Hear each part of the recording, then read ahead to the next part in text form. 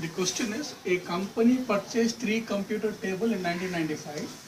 As the company wanted to renovate the office, sold those tables at rupees 2,400 each, making a profit of 20% on one, no profit, no loss on second table, and 20% loss on the third table. What did the company get in this transaction? What did the company get in this transaction? So this is a quantitative aptitude question on cost price, selling price, profit and loss. On cost price, selling price, profit and loss. See, whenever I talk about cost price, selling price will always be equal to cost price plus profit in case I make profit. Selling price will be equal to cost price minus loss in case I make loss. So this is the Bible for all your cost price and selling price problems. This is the Bible for all your cost price and selling price problems. See, supposing I purchase an article for 10 rupees, I want to make a profit of 1, I will sell it for 11. Similarly, I purchase it for 10, I want to make a loss of 1, my selling price will be less, which will be 9. So this is nothing more than this is the formula for all your selling price and cost price problems. But by default, if I say make a profit of 10% means it is always on cost. If I say make a loss of 10% it is always on cost. Default means nothing is mentioned. So in this it says 20% profit, 20% loss. Nothing is mentioned means it is always on cost. So on this you make profit, on this you make profit, or on this you make loss.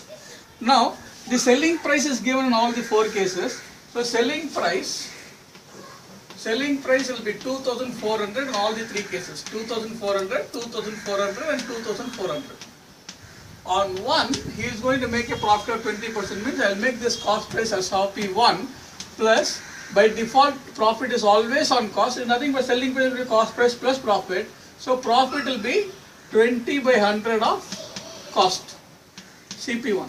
This will be equal to LCM will be 100 and it will be 100 plus 20, 120 by 100 of CP1. Now what will happen is this 120 will get cancelled out with this, 20 will remain. 20 into 100 will be equal to 2000 or CP1 will be equal to 2000.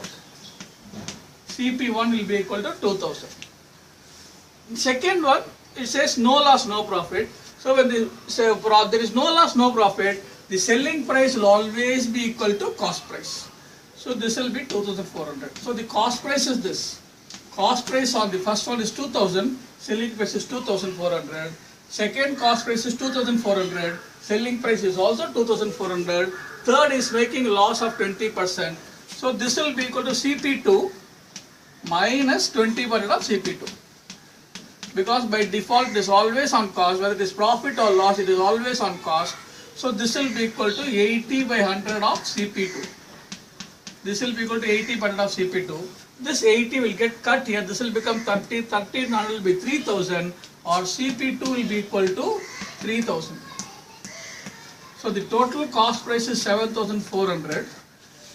Total selling price is 7,200. Total cost price is 7,400. Total selling price is 7,200. So because the cost price is more, I am incurring loss. Because the cost price is more, I am incurring loss. See here the formula is selling price will be equal to cost price minus loss. So I will have to find out the loss value, bring the loss here. So cost price minus selling price will be equal to loss. So selling price comes here, loss goes there. Cost price minus selling price will be equal to loss. Cost price is 7,400 minus 7,200 will be equal to 200. So the answer is 200 rupees loss. The answer is 200 rupees loss. This is the way of doing it. This is the way of doing it. The answer is 200 rupees loss. This is the easiest way. Just follow this. You will get an answer. And percentage problem, I am not going to do the percentage because the values are given. Whenever the values are given, you will have to work it out in values unless they ask for in percentage. So as far as the answer is concerned, it is 200 rupees loss. Subscribe to my channel. I will be adding questions every now and then. I also have got a own website. My website ID is aptitude,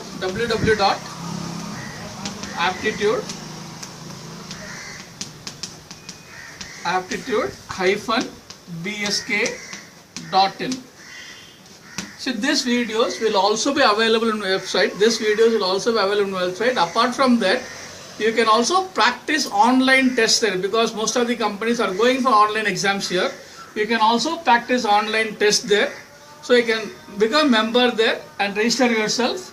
You can also practice online tests which will be useful in your real-time online exams. Wish you all the best.